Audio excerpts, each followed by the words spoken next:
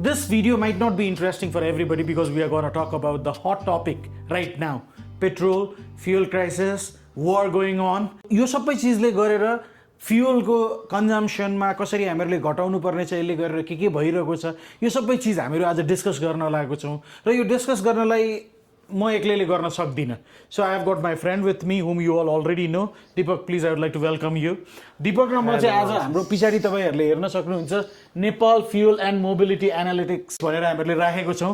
हामीहरूले यही वरिपरि बसेर हामीहरू आज डिस्कस गर्न आँटेको छौँ. अब हेर्नुहोस्, वार भइरहेछ दीपक, होइन, वार इज गोइङ अन, होइन.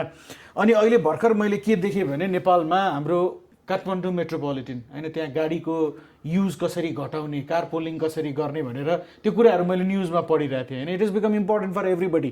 अब हामीहरूले चाहिँ नेपालमा के चिज पोसिबिलिटिज छ त, के गर्दा हुन्छ, के हुँदैन भनेर आज हामी डिस्कस गरौँ. And let's share this information with our people also, right. Okay, दीपकले अब धेरैजनाले चिनिसक्नु भएको छ. He is into automobile and he is the kind of person who likes to study, who likes to research. He will be a right person to discuss all these things. So here we go, Deepak. Come, let's start on this. आवश्यक अब त्यही हामीले जुन अघि कुरा पनि तिमीले नि भनिहाल्यौ, होइन. यो आवश्यकता किन पर्यो भन्दाखेरि चाहिँ अब सबैको अहिले त सबभन्दा पहिला लेटेस्टली आज हामी यहाँ बस्दाखेरि चाहिँ इरान युएसको नेगोसिएसन डिडन्ट वर्क आउट, होइन. चलिरहेको थियो हिजोसम्म, हामी होपफुल थियौँ, अब हुन्छ जस्तो छैन, अब होपफुल छैन, होइन. मेबी अब फेरि हुन सक्ला, तर आजको सिनारियोमा चाहिँ अब वर्स्टको सिनारियो पनि प्रिपेयर गरौँ न त, के हुनसक्छ त भन्ने कुरामा एज अ नेसन. अब हामीले त धेरै कुरा गर्न सक्छौँ भन्ने जस्तो पनि लाग्दैन, तर केही हदमा चाहिँ केही चिज अप्टिमाइज गऱ्यो भने चाहिँ better for Nepal, better for society. र केही कुनै चिजमा चाहिँ हाम्रो सानो एक्सनले अथवा